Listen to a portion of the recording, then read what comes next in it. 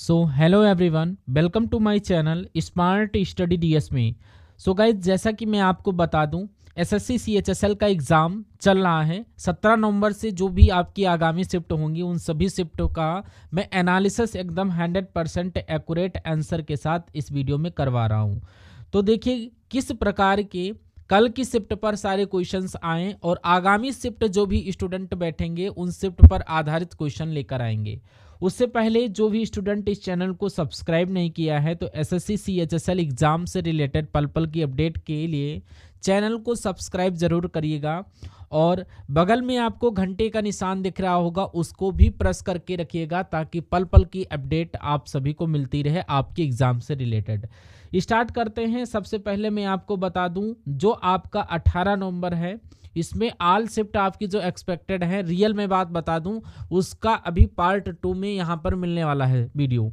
और ये वीडियो आपकी जो प्रीवियस जो कल की शिफ्ट कंप्लीट हुई हैं उन शिफ्ट के यहाँ पर इंपॉर्टेंट क्वेश्चंस लेकर आए हैं, हूबहू जो आपके एग्जाम में पूछे गए हैं। फर्स्ट शिफ्ट मैंने ऑलरेडी यहाँ पर कंप्लीट करके यहाँ पर आपको दे दिया है, वो सेशन जरूर आप लोग देखिए। और कल की शिफ्ट के जो क्वेश्चंस रह गए थे उस सेशन में तो यहाँ पर देखने को मिलेंगे और आज की सारी शिफ्ट का यहाँ पर एनालिसिस शाम को हम करवाएंगे। जो भी स्टूडेंट आगामी शिफ्ट में बैठने वाले हैं तो उन जरूर क्वेश्चंस को वॉच करिए और आज के सेशन को जरूर देखिए। पहला क्वेश्चन आपकी स्क्रीन पर कह रहा है the God of small things उपन्यास ये किसके द्वारा लिखा गया था।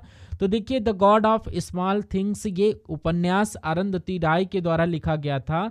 तो ऑप्शन ए अरुंधति राय आपका करेक्ट आंसर हो जाएगा। और इसके अलावा इनका ये पहला उपन्यास था और एग्जाम में ये क्वेश्चन पूछ लिया जाता है कि किस उपन्यास के लिए अरुंधति राय को बुकर पुरस्कार दिया गया था। तो मैं बता दूं, the God of small things उपन्यास के लिए अरुंधति राय को वर्ष 1997 में बुकर पुरस्कार से सम्मानित किया गया था। किस पुरस्कार से? बुकर पुरस्कार से सम्मानित किया गया था। और अगर इनकी हम अन्य पुस्तकों की बात करें जहां से एग्जाम में क्वेश्चन पूछे जाते हैं, कह रहा है the ministry of utmost happiness हो गया, आज़ादी हो गया, द कॉस्ट ऑफ लिविंग हो गया, an ordinary person guide to empire हो गया, my seditious heart collected non fiction और walking with comrades the algebra of, ये जितने भी आपके हैं सारे फैक्ट आपको ध्यान में लेकर के चलना है। और नेक्स्ट क्वेश्चन आपकी स्क्रीन पर आपसे पूछा जा रहा है कि who is known as frontier Gandhi, Seemant Gandhi के नाम से किसे जाना जाता है। तो भैया ये खान अब्दुल गफ्फार खान को इनको जाना जाता है। ऑप्शन बी खान अब्दुल गफ्फार खान आपका यहाँ पर करेक्ट आंसर होगा। और इसके अलावा इनका एक और अन्य नाम है जिससे कि यहाँ पर खान अब्दुल गफ्फार खान को यहाँ पर अलावा इनके अन्य नाम भी हैं, जैसे कि खान अब्दुल गफ्फार खान को यहाँ पर बादशाह खान के नाम से जानते हैं, या फिर बच्चा खान हो गया, या फक ए अफगान के नाम से इनको जाना जाता है। तो ये पॉइंट आपको ध्यान में रखना है। और इसके अलावा खान अब्दुल गफ्फार खान के द्वारा ही 1930 में खुदाई खिदमतकार नामक एक अहिंसक संगठन की स्थापना की गई थी, जो कि यहाँ पर लाल कुर्ती दल के नाम से भी जाना जाता था। और इसके अलावा खान अब्दुल गफ्फार खान को स्वतंत्रता संग्राम में उनके अतुलनीय योगदान के लिए इन्हें वर्ष 1987 में मरणोपरांत जो भारत का सर्वोच्च नागरिक सम्मान है भारत रत्न से इनको सम्मानित किया गया था। तो ये पॉइंट आपको ध्यान में रखकर चलना होगा। और इसके अलावा एक और भारत के प्रसिद्ध लोग हैं, बहुत सारे हैं, तो उनके उपनाम के बारे में भी जानकारी ले लेते हैं। जैसे कि महात्मा गांधी राष्ट्रपिता के नाम से जाने जाते हैं, खान अब्दुल गफ्फार खान ये मैंने बता दिया, सरदार वल्लभ भाई पटेल लौह पुरुष के नाम से जाने जाते हैं, शेख अब्दुल्ला शेर ए कश्मीर के नाम से जाने जाते हैं, और समुद्रगुप्त नेपोलियन ऑफ इंडिया के नाम से जाने जाते हैं, महाकवि कालिदास शेक्सपियर ऑफ इंडिया के रूप में जाने जाते हैं, कौटिल्य या विष्णुगुप्त ये चाणक्य के नाम से जाना जाता है, और जैनुल अब्दीन को यहाँ पर कश्मीर का अकबर के नाम से जानते हैं, और गुरुदेव विश्व कवि या कवि गुरु के नाम से यहाँ पर रविन्द्रनाथ टैगोर को जानते हैं, और चक्रवर्ती राजगोपालाचारी को राजा जी या सियार के रूप में जानते हैं, और श्री कृष्ण सिंह, डॉक्टर श्री कृष्ण सिंह को बिहार केसरी के रूप में जाना जाता है। आशुतोष मुखर्जी ये यहाँ पर बंगाल केसरी के नाम से जाने जाते हैं। और इसके अलावा कुछ और इम्पॉर्टेंट पॉइंट है, जैसे कि लाला लाजपत राय को पंजाब केसरी के नाम से जाना जाता है, डॉक्टर राजेंद्र प्रसाद को देश रत्न के नाम से जाना जाता है, डॉक्टर रविशंकर महाराज को गुजरात के पिता के नाम से जाना जाता है, चौधरी देवीलाल को यहाँ पर ताऊ के रूप में, और जग जीवन राम बाबूजी के रूप में, और डॉक्टर अनुराग नारायण सिंह ये बिहार विभूति के नाम से जाने जाते हैं, और तिलक और विपिन चंद्र पाल ये लाल बाल और पाल के रूप में जाने जाते हैं। और हॉकी के जादूगर यहाँ पर किनको जाना जाता है भैया, ये ध्यानचंद्र को जाना जाता है, कपिल देव को हरियाणा हरिकेन के रूप में जाना जाता है, आमिर खुसरो को तोता ए हिंद के रूप में जाना जाता है, दादा भाई नौरोजी को यहाँ पर grand old man of India के रूप में जाना जाता है, पंडित मदन मोहन मालवीय को महामाना के रूप में जाना जाता है। और इसके अलावा ये इम्पोर्टेंट और कुछ है जो कि देश बंधु के नाम से अगर बात की जाए, जैसे कि टी प्रकाशन है, ये आंध्र केसरी के रूप में जाने जाते हैं, भगत सिंह है ये शहीद आजम के रूप में जाने जाते हैं, और भगत सिंह को यहाँ पर देश बंधु के रूप में जाना जाता है, लोकमान्य को यहाँ पर बाल गंगाधर तिलक को, और शेख मुजब्बिर रहमान बंग बंधु के रूप में जाने जाते हैं, जवाहरलाल नेहरू चाचा के नाम से जाने जाते हैं, और लाल बहादुर शास्त्री शांत प्रिय व्यक्ति हैं, और लता मंगेशकर स्वर कोकिला के रूप में जाना जाता है। और यहीं पर और बात करें तो ये भैया पीटी उषा किसके रूप में जानी जाती हैं, उड़न परी के रूप में जानी जाती हैं, वल्लभ भाई पटेल सरदार के रूप में जाने जाते हैं, चंद्रशेखर यंग तुर्क के रूप में जाने जाते हैं, सुभाष चंद्र बोस नेताजी के रूप में जाने जाते हैं, लिटिल मास्टर सुनील गावस्कर और सचिन तेंदुलकर के रूप में जाने जाते हैं, CN अन्नादुरई ये अन्ना के रूप में जानी जाती हैं। और अगला देखिए यहाँ पर जो इसके आगे थे ये आप लोग देख लीजिए, एनी बेसेंट माता बसंत के रूप में जानी जाती हैं, और जमनालाल बजाज ये गांधी जी के 5वें पुत्र थे। ठीक है, तो ये इंपॉर्टेंट कर लेना। अगला क्वेश्चन आप सभी से पूछा जाता है, which monument is known as the Taj Mahal of south India. दक्षिण भारत का ताजमहल ये किसे कहा जाता है? तो दक्षिण भारत का जो ये ताजमहल है ये बीबी के मकबरे को कहा जाता है, और बीबी का मकबरा जो है ये महाराष्ट्र के औरंगाबाद में स्थित है। तो बीबी का मकबरा ऑप्शन बी आपका करेक्ट आंसर हो जाएगा। और बीबी के मकबरे का निर्माण ये आपका 1660 में मुगल सम्राट औरंगजेब अपनी पत्नी जो उनकी बेगम थी उनकी याद में बनवाया गया था। हालांकि अगर इसके डिटेल में बात करें ऑप्शन में ये दिया गया था, दिलरस बानो उनका नाम था, उनकी याद में बनवाया था। और इब्राहिम रोजा यह बीजापुर में स्थित है, और इसे दक्षिण भारत का काला ताजमहल भी कहा जाता है। ये इंपॉर्टेंट फैक्ट है, इसको लर्न करते हुए चलिएगा। इसको दक्षिण भारत का क्या बोला जाता है? काला ताजमहल कहा जाता है। अगर बीबी का मकबरा नहीं दिया गया हो तो यहाँ पर इब्राहिम रोजा आपका भी यहाँ पर करेक्ट आंसर हो जाएगा। कह रहा है कौन सा राज्य केंद्र शासित प्रदेश धरती माता की पूजा करने के लिए राजा उत्सव मनाता है? Which state UT celebrate the Raja festival to worship mother earth. तो यहाँ पर ये 4 ऑप्शन दिए गए थे। तो यहाँ पर डिटेल से अगर मैं बात करूं तो राजा उत्सव ये उड़ीसा राज्य में ये उत्सव के दौरान धरती माता की पूजा की जाती है, और ये पर्व 3 दिनों तक मनाया जाता है। त्योहार के पहले दिन को पहली राजा कहा जाता है, और जो रजा होती है, और दूसरे दिन को यहाँ पर मांझी राजा या राजा संक्रांति या मिथुन संक्रांति कहा जाता है, और वहीं पर तीसरे दिन को यहाँ पर बुधा या वसी राजा या शेष राजा के नाम से यहाँ पर इसको जाना जाता है। लर्न कर लीजिएगा, ऑप्शन बी आपका उड़ीसा राज्य करेक्ट आंसर हो जाएगा इस क्वेश्चन का। कह रहा where was Lord Mahavir the 24th tirthankar of Jain धर्म बॉर्न। जैन धर्म के 24वें तीर्थकर महावीर स्वामी का जन्म ये कहाँ पर हुआ था, ये पूछा जा रहा है। तो महावीर स्वामी का जन्म ये आपका 599 ईसा पूर्व में बिहार के कुंडग्राम में, जो कि यहाँ पर वर्तमान में बिहार को वैशाली जिले बोलते हैं, यानी कि बिहार के वैशाली जिले में स्थित है। और ऑप्शन ए आपका करेक्ट आंसर हो जाएगा। और इस क्वेश्चन को बताने से पहले ये क्वेश्चन ऐसे हैं जो यहाँ पर स्टूडेंट मतलब भेजे थे क्वेश्चन, तो ओलंपिक्स के बारे में पूछा गया था। तो अपने सेंस के अकॉर्डिंग दोनों क्वेश्चंस यहाँ पर देखने को मिलेंगे जो क्वेश्चन आपके एग्जाम से आए हैं, आप आंसर को मिलाइएगा। ये हूबहू रियल क्वेश्चन है। कह रहा when was volleyball first included in the Asian games, एशियाई खेलों में वॉलीबॉल को पहली बार कब स्थापित या शामिल किया गया? तो वॉलीबॉल को एशियाई खेलों में ये आपका 1958 में टोक्यो जापान में शामिल किया गया था। और अगर एशियन गेम्स में पूछा गया हो तो ऑप्शन बी 1958 आपका करेक्ट आंसर हो जाएगा। जब क्वेश्चन ये पूछा जाए कि ओलंपिक में पहली बार वॉलीबॉल को कब शामिल किया गया था, तो अगर इसकी बात की जाए तो वर्ष 1964 में पहली बार ये आपका चैंपियन वर्ष जो इसका हिस्सा बना था, अगर इसके बारे में पूछा जाए तो वर्ष 1964 आपका करेक्ट आंसर हो जाएगा, क्योंकि ये क्वेश्चन रिपीटेड क्वेश्चन है। कर भी आपकी शिफ्ट में ये क्वेश्चन पूछा गया था और आगे वाली शिफ्ट में भी अगर आपसे पूछा जाए तो इसलिए इसको तैयार कर लीजिएगा कि पहला विश्व कप वॉलीबॉल चैंपियनशिप ये कहाँ पर आयोजित किया गया था? तो 1949 में ये आपका प्राग में आयोजित किया गया था। और ये वॉलीबॉल की अगर बात करें ये कब शामिल किया गया था राष्ट्रमंडल पर, तो ये 1981 में जो राष्ट्रमंडल खेल हुआ था तो इसमें पहली बार ये आपका शामिल किया गया था। और इसके अलावा नेशनल वॉलीबॉल चैंपियनशिप में ये कब शामिल हुआ था? तो ये भैया नेशनल की अगर बात करें तो ये वर्ष 1952 में ये यहाँ पर शामिल किया गया था। और ये हुआ कहाँ था? चेन्नई में आयोजित किया गया था। तो ये आपके सारे फैक्ट जो इम्पोर्टेंट है वो मैं करवा रहा हूँ, इसको ध्यान में रखिएगा। कह रहा who was the coach of India in T20 world cup 2024? T20 विश्व कप 2024 में भारत के कोच कौन थे? तो जैसे आपको पता ICC 2024 की यहाँ पर भारत ने खिताब जीता था और ये साउथ अफ्रीका को वॉक करवाया था। तो इसमें भारत की खोज जब हुई थी तो यहाँ पर राहुल द्रविड़ रहे थे। ऑप्शन सी राहुल द्रविड़ आपका करेक्ट आंसर हो जाएगा। और इसके अलावा अगली शिफ्ट में ये पूछा जा सकता है कि 2025 में पुरुष हॉकी एशिया कप का 12वां संस्करण कौन है?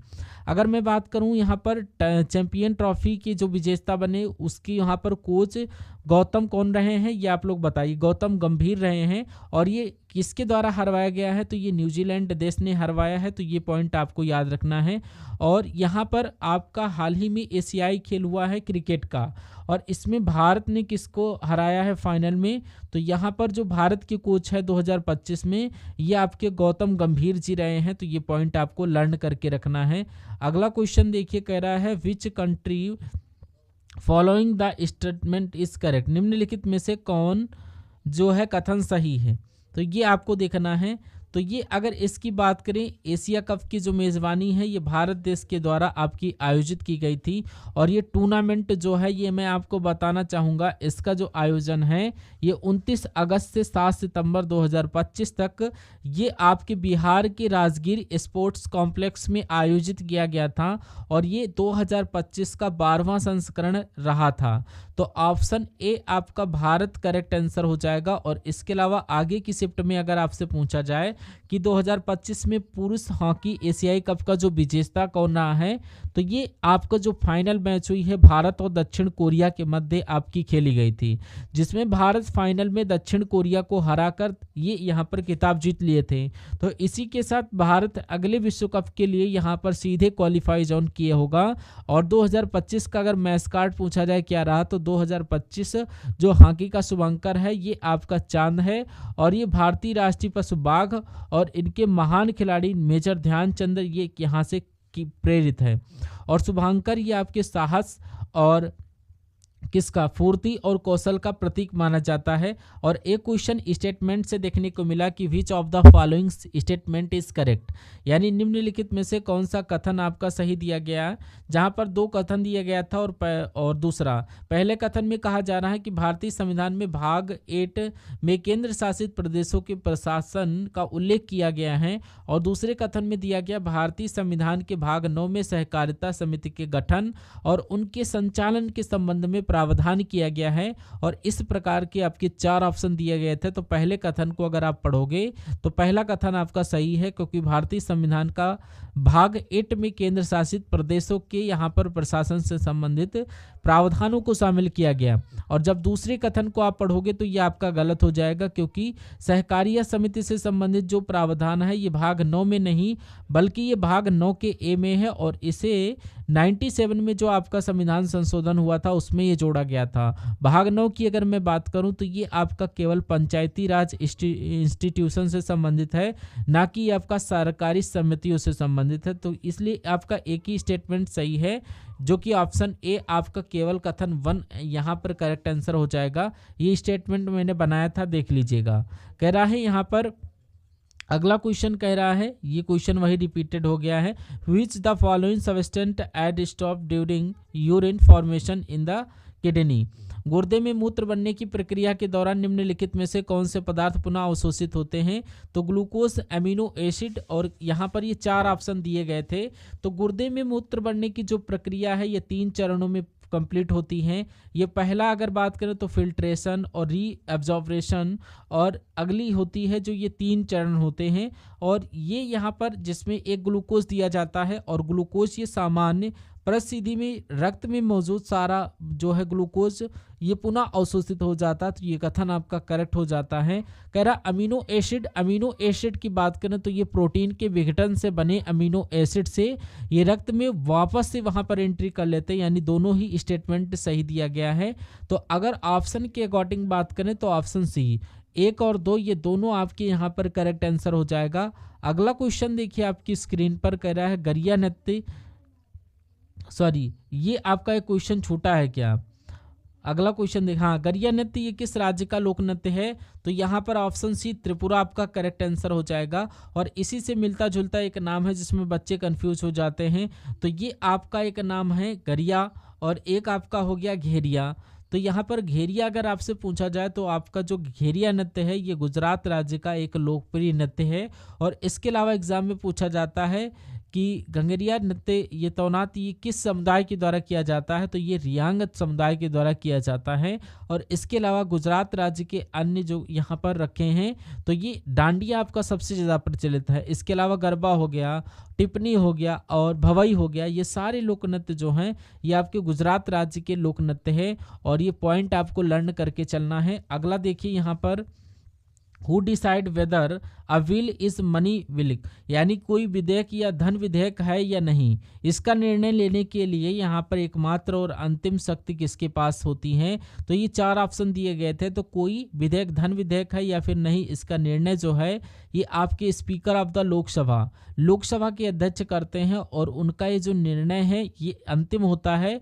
और अनुच्छेद 110 क्लोज 3 के अकॉर्डिंग यहाँ पर अध्यक्ष का फैसला भी है, किसी भी अदालत या फिर संसद और राष्ट्रपति ये आपका चुनौती नहीं की जा सकती है। तो स्पीकर ऑफ द लोकसभा ये ऑप्शन नंबर सी में दिया गया है। तो ऑप्शन सी आपका यहाँ पर करेक्ट आंसर हो जाएगा। इस डिटेल का आप लोग फोटो मतलब कि खींच सकते हो, स्क्रीनशॉट ले सकते हो। अगला देखिए कह रहा है हमारे शरीर में कार्बन डाइऑक्साइड किसके द्वारा ली जाती है। तो हमारे शरीर में कार्बन डाइऑक्साइड ये ब्लड यानी कि रक्त आपका लेकर जाता है। तो ऑप्शन ए ब्लड आपका यहाँ पर करेक्ट आंसर हो जाएगा। इस तरीके से एग्जाम में क्वेश्चन पूछ लेता है मानव शरीर में कार्बन डाइऑक्साइड को निकालने के लिए कौन जिम्मेदार होता है। तो ये मानव शरीर में कार्बन डाइऑक्साइड को निकालने के लिए ये आपके लंग्स जो फेफड़े होते हैं ये जिम्मेदार होते हैं, जिसमें फेफड़ा जो होता है रक्त से कार्बन डाइऑक्साइड को बाहर निकालता है और ऑक्सीजन को यहाँ पर अंदर ले जाता है। और ये श्वसन की प्रक्रिया के माध्यम से आपका कंप्लीट होता है, जिसमें हम सांस लेने पर हवा में मौजूद ऑक्सीजन को हम अंदर कर देते हैं और कार्बन डाइऑक्साइड को सांस छोड़ने के साथ ही बाहर ये निकाल देते हैं। तो ये फैक्ट आपको ध्यान में रखना होगा, ठीक है। नेक्स्ट देखिए यहाँ पर अगला क्वेश्चन, ये आपको मैंने करवा दिया, इसका स्क्रीनशॉट ले सकते हैं। विच कंट्री यहाँ पर ये क्वेश्चन बता रहा है which country participate in the east Asia summit, यानी पूर्व एशियाई शिखर सम्मेलन 18 देशों के प्रतिनिधियों ने यहाँ पर भाग दिया था। 10 लाख के आसियान के सदस्य हो गए। तो आपका वर्तमान यानी कि यहाँ पर 11, तो एक तरीके से आप लोग सुधार कर लीजिएगा कि 10 आसान, यानी कि वहाँ पर 10 आसान है तो 10 आसान में आपका ऐसा हो जाता, कॉलेज में वर्क हो जाता है। लेकिन जब यहाँ पर सम्मेलन वगैरह होती है तो उस तरीके से आपकी मात्रा कैसे आसियान सदस्य से थी और भारी थी, रोने युक्त थी। तो ये आपको ध्यान में रखना है। तो यहाँ पर अगर मैं बात करूँ ये क्वेश्चन में, ये 10 आसियान सदस्य कौन से थे ये आप लोग देख लीजिए। 8 और अन्य देश थे जैसे कि ऑस्ट्रेलिया, चीन, भारत, जापान, न्यूजीलैंड, दक्षिण कोरिया, और इसके अलावा रूस और संयुक्त राष्ट्र अमेरिका। ये 18 देशों ने पूर्व एशियाई शिखर सम्मेलन का यहाँ पर हिस्सा लिया था प्रतिनिधियों में बन के। और इनमें से जो भी ऑप्शन में दिया गया होगा वो आपका करेक्ट आंसर हो जाएगा। अब आपके मन में एक क्वेश्चन होगा कि यहाँ पर 11वां आसियान सदस्य कब और कौन बनाया है। तो 11वां जो आपका एशियान सदस्य देश है ये आपका रिमोट इससे है। तो ये आप लोग बताइए 26 अक्टूबर 2025 के द्वारा यहाँ पर बनाया गया था। यहाँ पर नीचे इसका स्क्रीनशॉट ले सकते हैं और इसका 11वां सदस्य बन गया है। तो ये फैक्ट आपको ध्यान रख के चलना है। नेक्स्ट आपके सामने देखिए, भारत के राष्ट्रपति कौन सी वीटो शक्ति प्रदान नहीं की जा सकती है। भारत के राष्ट्रपति को कौन सी वीटो शक्ति प्रदान नहीं की जा सकती है। इस प्रकार से आपके 4 ऑप्शन हूबहू दिए गए थे। मैं आपको बता देता हूं, भारत के राष्ट्रपति को 3 प्रकार की वीटो शक्तियां प्रदान की जाती हैं और वो 3 प्रकार की वीटो शक्तियां कौन कौन सी हैं। पहला आपका एब्सोल्यूट, यानी कि यहाँ पर पूर्ण वीटो होता है और ये जो विधेयक होता है ये पूरी तरीके से अस्वीकार कर देना होता है।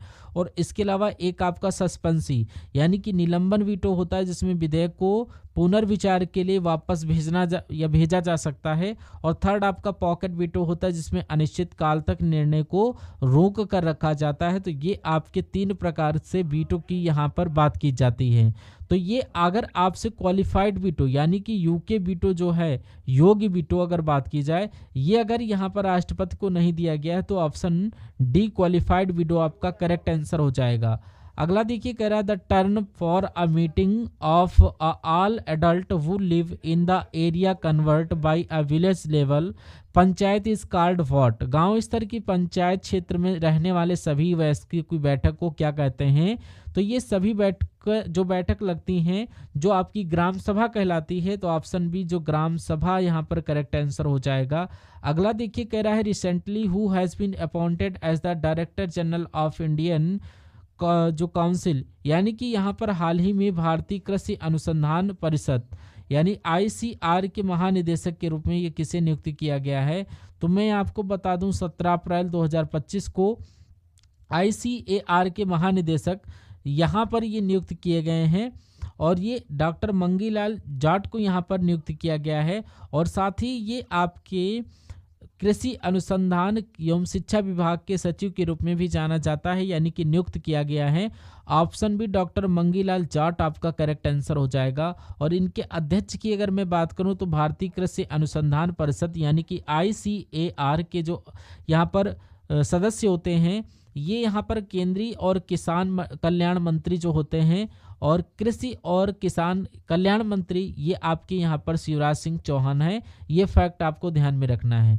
अगला कह रहा है in which year is the Kaladan multi modal transit transport project expected to be completed, यानी कि ये जो ट्रांसपोर्ट प्रोजेक्ट है ये कब पूरा होने की यहाँ पर उम्मीद है।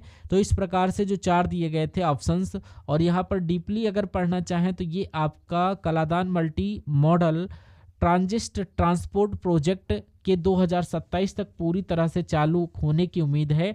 और इस प्रोजेक्ट को भारत और म्यांमार ने मिलकर तय किया है और ये प्रोजेक्ट भारत के पूर्वी बंदरगाहों में म्यांमार से होते हुए भारत के उत्तर पूर्वी क्षेत्र तक सामान पहुंचाने के लिए एक मल्टी मॉडल परिवहन सुविधा प्रदान करेगा। तो ऑप्शन सी यहाँ पर वर्ष 2027 आपका करेक्ट आंसर हो जाएगा।